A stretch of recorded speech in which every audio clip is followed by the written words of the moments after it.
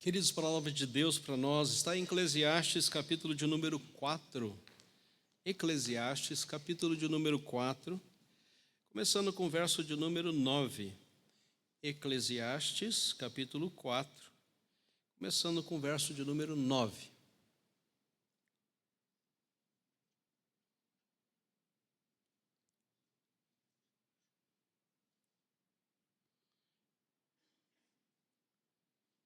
Eclesiastes, capítulo de número 4, verso 9 seguintes. Melhor é serem dois do que um, porque tem melhor paga do seu trabalho.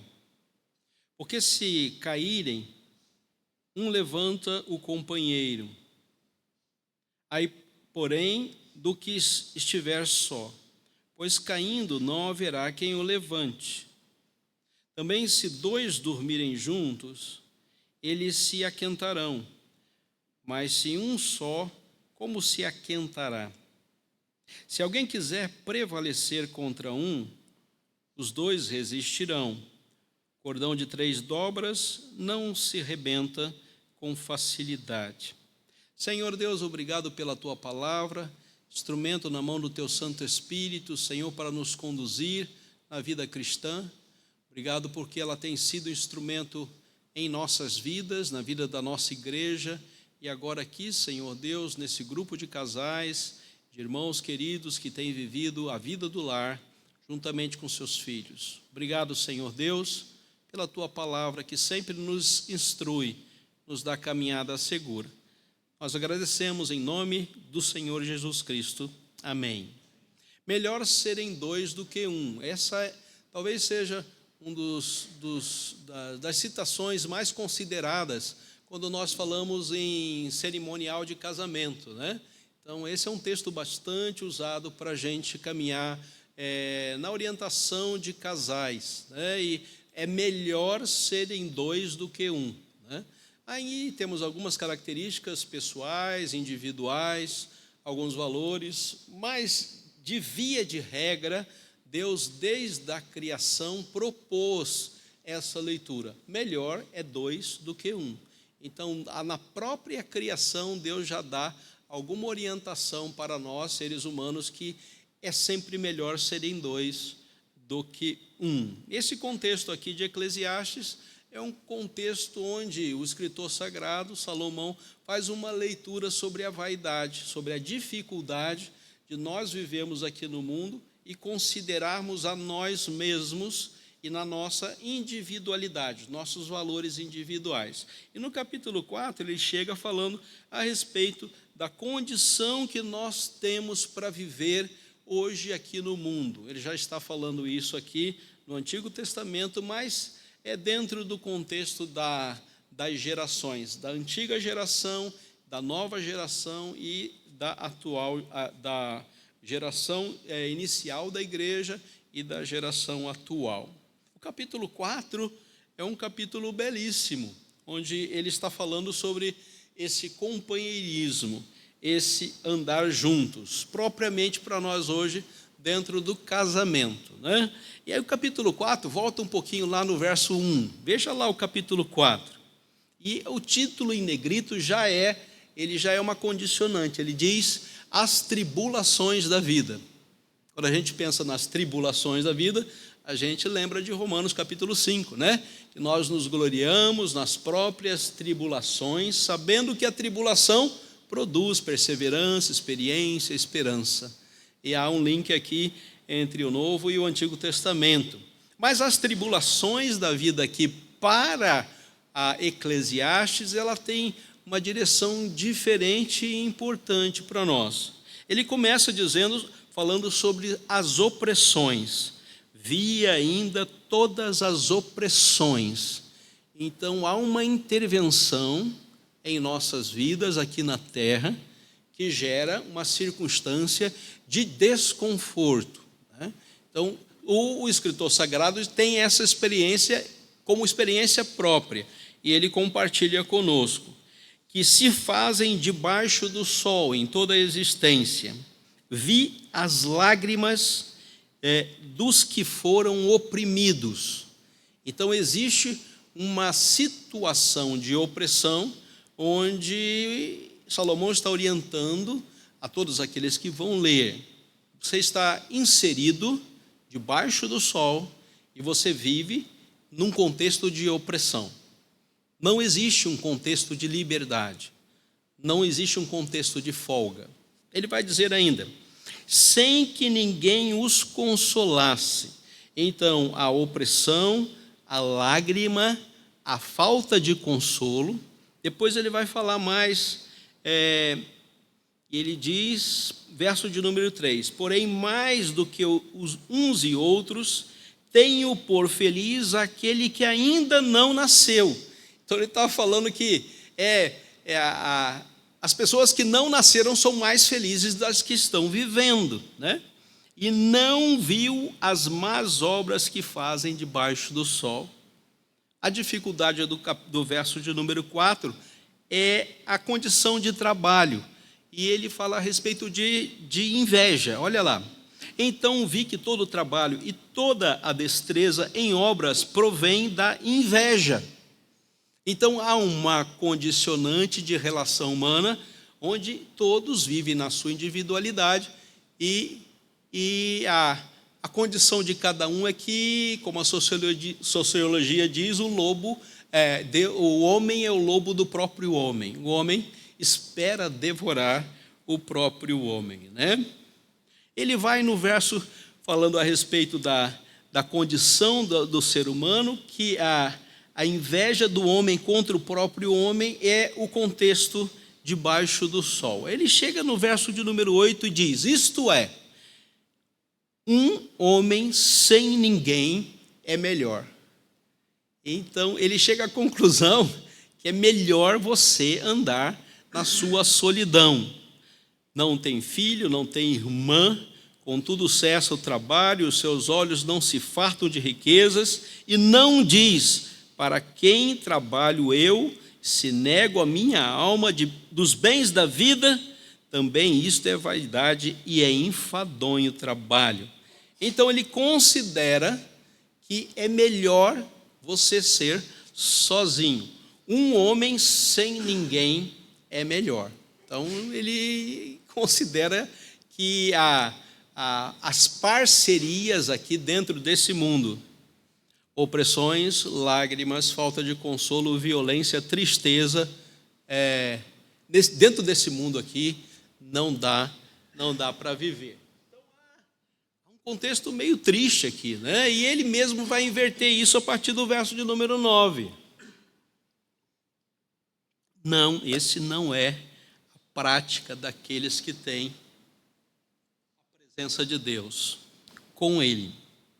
Melhor é serem dois do que um. Dentro do casamento, queridos, por maior que seja a dificuldade de diferenças, é melhor serem dois do que um. E o contexto de casamento nos dá essa somatória, essa possibilidade. Você vendo o contexto do que acontece debaixo do sol, você pode até dizer, não, é melhor que a gente fique sozinho, e a gente não tenha que caminhar dentro dessa opressão, lágrima, falta de consolo, violência e tristeza. Isso não é compartilhável. Isso é um mal que eu levo, e é um mal que eu vivo, e eu não tenho como compartilhar uma vida com uma pessoa dentro dessa realidade. É melhor que o homem fique sem ninguém. E a nós é dado uma virada. Só é possível uma caminhada a dois com uma virada. É necessário uma virada. Como é que você encontrou o seu amado e a sua amada? Como é que você encontrou o seu amado e a sua amada? Como é que vocês se encontraram? A beleza do bigode do Valdir talvez tenha deixado a Adalta apaixonada. Valdir era considerado o Magnum da época de juventude. Lembra do Magnum? Ele era um Magnum na época de juventude dele, não era? Me falaram, Valdir, eu não vi, mas diz que ele era o Magnum, né? Então, o que despertou em você ou nela, ou no seu amado, na sua amada, o que despertou a melhor serem dois do que um? O que aconteceu? Qual foi a hora? Qual foi o jeito? Qual foi o encontro? Qual foi a cantada? Qual foi o convite? Qual foi a troca de olhares? O que foi que despertou e trouxe você a essa realidade de melhor serem dois do que um? Ao inverso do que aquilo que é proposto pelo mundo, é melhor andar sozinho. O que foi que deu essa virada? O que aconteceu? E essa virada só tem uma referência, irmãos. Só tem uma única referência. 1 Coríntios 13. Não foi a beleza do bigode do Valdir. Não foi a sua estatura de atleta. Não foi. Foi alguma outra coisa, alguma outra intervenção que fez com que você pensasse melhor serem dois do que um. Mas eu considerei o cônjuge, considerei a namorado, a gente caminhou junto e tal. Mas o que fez com que o melhor andar sozinho e o melhor serem dois do que um passasse a sua realidade foi uma intervenção de 1 Coríntios 13. Você só chegou até esse ponto porque 1 Coríntios 13 entrou no seu coração. Não tem outra possibilidade. Não tem outro recurso. Você só conseguiu chegar até esse momento, a essa realidade, porque houve uma intervenção de Deus. E propriamente essa intervenção está no verso de número 6, O amor jamais acaba. O amor de Deus jamais acaba. Essa intervenção fez com que nós chegássemos até aqui. E rapidamente o texto vai dizer, no verso de número 9, melhor serem dois do que um. Ainda no verso de número 9, porque tem melhor paga do seu trabalho. Em primeiro lugar, a intervenção do amor de Deus gera companheirismo. Vocês querem andar juntos. Vocês decidiram andar juntos. Melhor serem dois do que um, em primeiro lugar, é porque a paga do trabalho vai ser aquela pessoa que está junto de você. Por mais que você trabalhe, o que o 1 Coríntios fez no seu Coríntios 13 fez na sua vida foi transformar a paga do trabalho pela alegria da companhia. Estar junto com alguém. Segundo lugar, verso de número 10. Porque se caírem, um levanta o companheiro. Existe solidariedade. 1 Coríntios 13 colocou no seu coração o desejo solidário de andar junto. Você não olha para aquele que está caído e o assiste caído. Você vai lá e levanta aquele que está caído. Você ficou de pé? Então você tem um compromisso no amor de Deus de levantar aquele que está caído. Não é pisotear o que está caído, não é reclamar do que está caído. Esse é o contexto anterior. Opressão, lágrima, consolo, falta de consolo, violência e tristeza. A partir do melhor serem dois do que um, existe solidariedade. Você sofre com e você levanta aquele que está ao seu lado. Terceiro lugar, verso de número 11. Também, se dois dormirem juntos, eles se aquentarão. E aqui, para mim, existe calor humano. Não existe casamento sem que haja humanidade e sem que haja o calor humano necessário para que seja melhor serem dois do que um. O ser humano é carente desse calor. A gente quer estar junto com. Não é ficar grudado sempre. É estar junto com. É andar junto com. É pensar junto com. É fazer coisas junto. É estar andando os dois na mesma direção. Podem não estar falando nada, mas estando andando os dois na mesma direção. Há uma proximidade, não há um distanciamento. Contexto anterior, distante era melhor. Contexto, melhor serem dois do que um, precisamos da nossa proximidade. E no verso de número 12, se alguém quiser prevalecer contra um, os dois resistirão. Então existe resistência, existe força no melhor serem dois do que um na proposta do casamento. Então, ainda que haja investidas externas, quando os dois se unem, a resistência é extremamente forte a ponto de não abalar esta união. O maior que seja o poder da intervenção, melhor serem dois do que um. Termino. Capítulo 3, verso 15. Veja lá. Capítulo 3, verso 15, Deus está nos falando a respeito do que Ele faz. Preste bem atenção a esse verso. O que é já foi, e o que há de ser também já foi. Então, o passado e o futuro, para Deus, não está interessando mais. O que Deus vai fazer? Deus fará renovar-se o que se passou. E este grupo, propriamente, é o grupo mais experiente, né? E tem um que passou maior do que o grupo anterior. Deus fará renovar-se o que passou. O que passou não é uma mera história. Tudo que passou vai lhes dar condições para que o companheirismo, a solidariedade, o calor humano e a força, a resistência desse relacionamento vá até o final dele. O convite hoje para você, qual é o convite? O convite é você fazer um pacto. Então eu creio que